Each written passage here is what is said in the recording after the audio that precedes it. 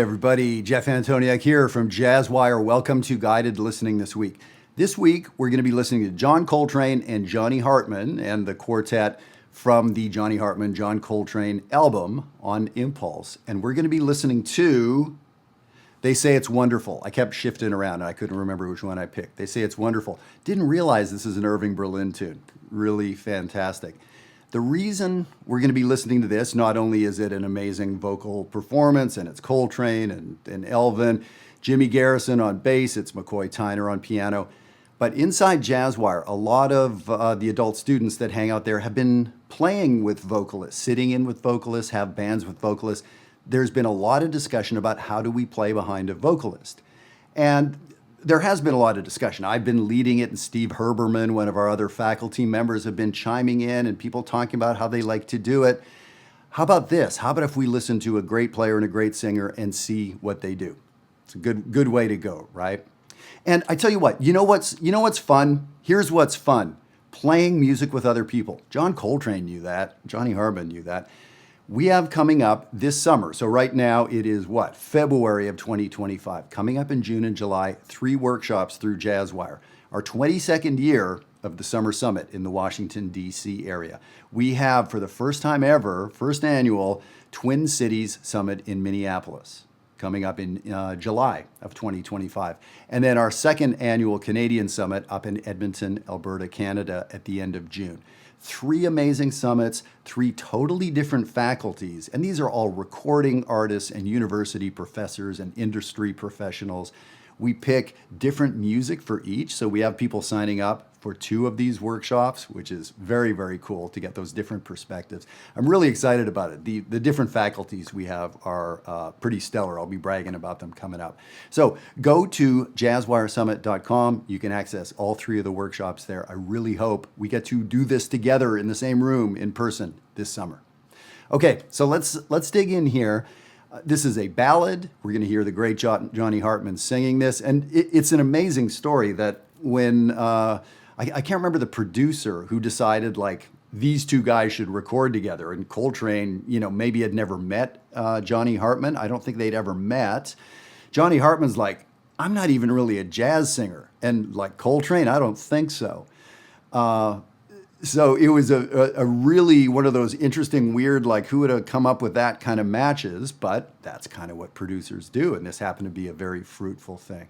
So let's listen to this, and we're especially going to be listening to how the instrumentalists are interacting with Johnny Hartman, the vocalist. Here we go.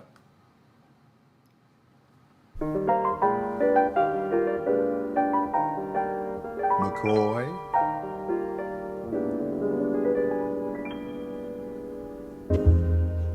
They say that falling in love, man, what a great voice. Woo. Is wonderful. So listen to Coltrane. Measure 5. So wonderful. Not a lot of Coltrane on this Coltrane album. So they say.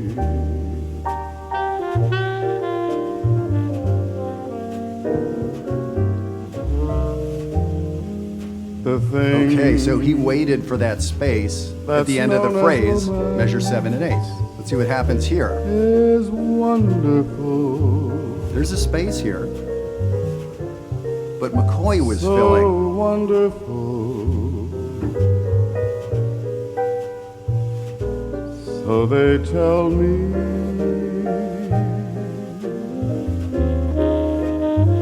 Very subtle fill.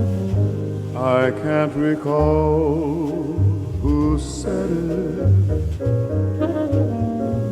Very small fill. So a little more now in the bridge. I never read it.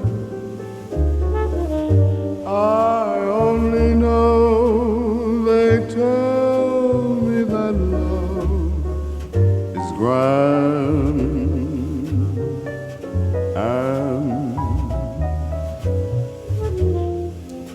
If there's a moon up above, it's wonderful,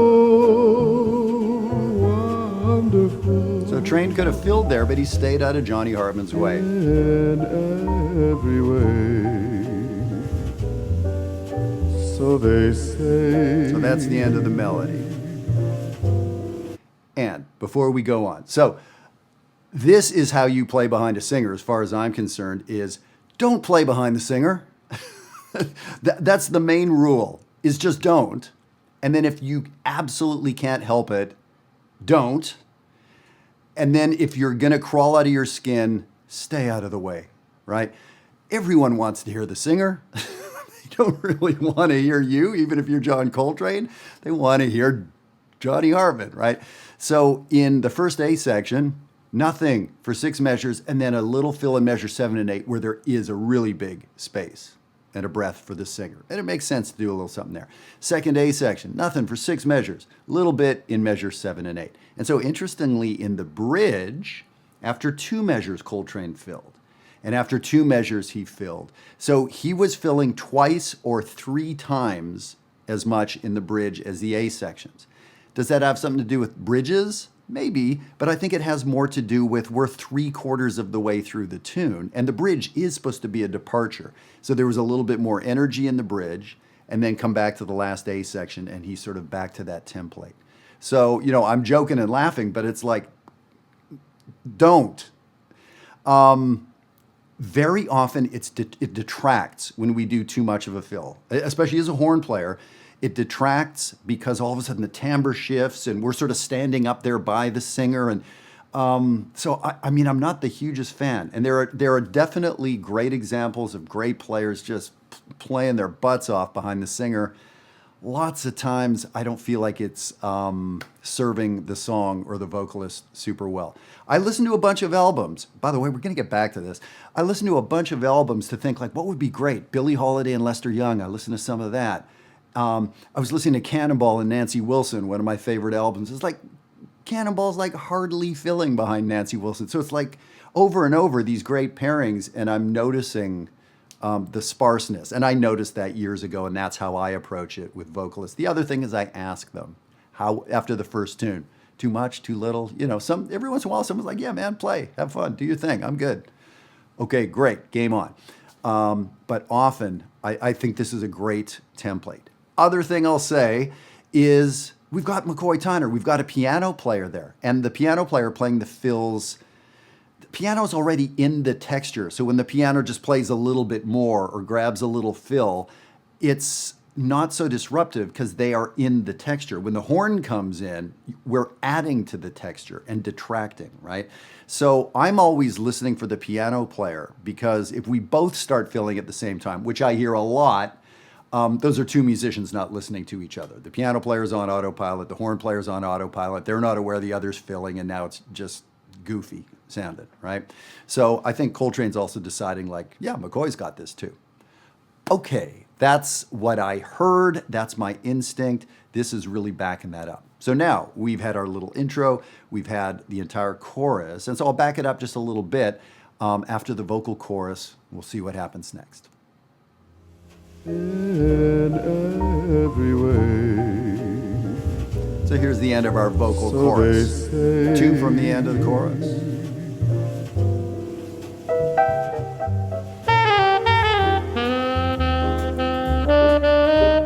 Oh, listen to the rhythm section. Going into a double time feel. The tempo is still going by at 1, 2, 3, 4. But the bass has doubled up the feel. The comping has a double time feel, as do the drums.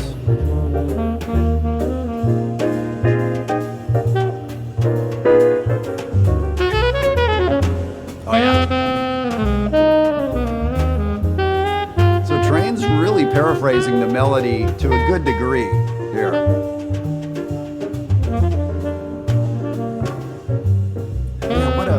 What a lovely bounce Jimmy Garrison, you know, is giving this thing. So it's not getting heavy and, you know, all of that.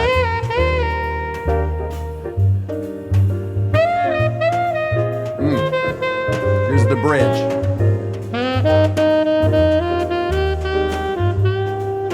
Still paraphrasing the melody and playing little fills for himself.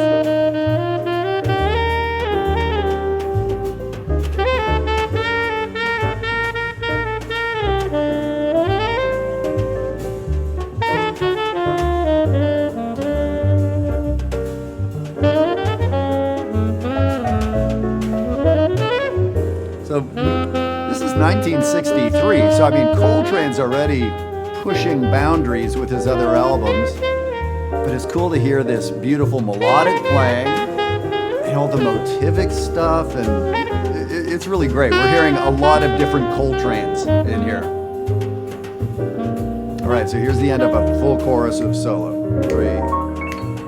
You leave your house. So they chopped a measure out of the form and now went out of time. And this is cool. Different lyrics on a second bridge is what's happening. I love that they went from the double time feel to out of time, and they're going to go back into ballad right here.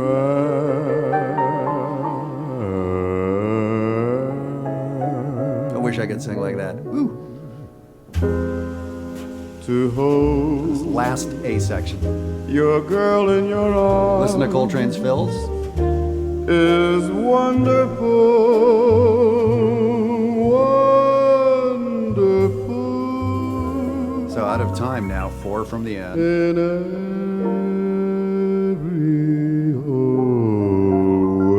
Horn players, stay out of the way here. Stay out of the way. This is for the vocalist. So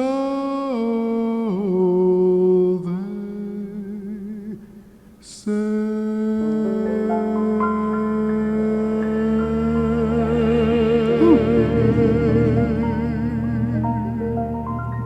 Check out that fill he did at the end. Not.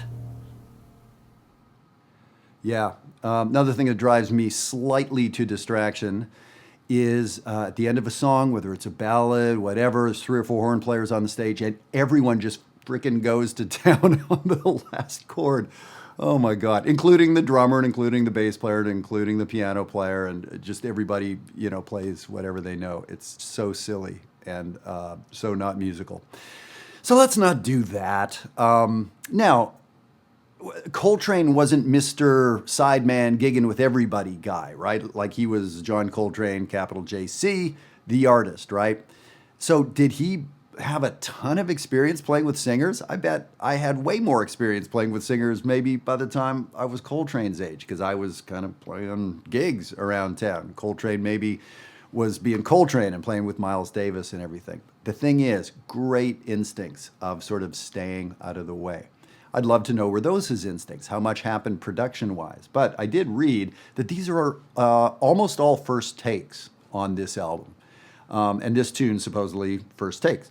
So, yeah, nobody produced nothing. They went in and never played or sung together, and that's what happened. So those were pros, really, really listening.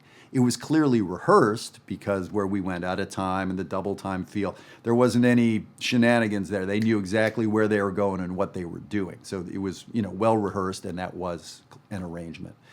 So, in answer to my Jazzwire folks, we've been talking about this. So here's a very good example. And like I said, I listen to a lot of pairings that come to mind of vocalists and horn players, and I did hear quite a bit of this.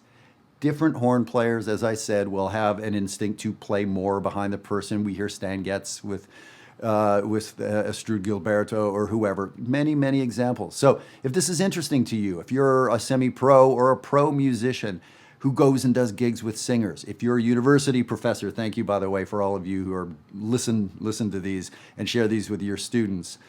This is an approach. I think it's a great approach. I think it's the approach to start with, and then build from there if the situation calls for it, if the vocalist likes it. It's a lot about staying out of the way and respecting the lyrics that are happening. This is not a saxophone solo. And it's a Coltrane album, right? So he could have absolutely played anything he wanted all over this. And he made some great musical decisions as far as I'm concerned. All right, so there we go. That's a nice little data point in how to play with a vocalist. I'd love to hear your thoughts and comments. You can totally disagree with me, by the way.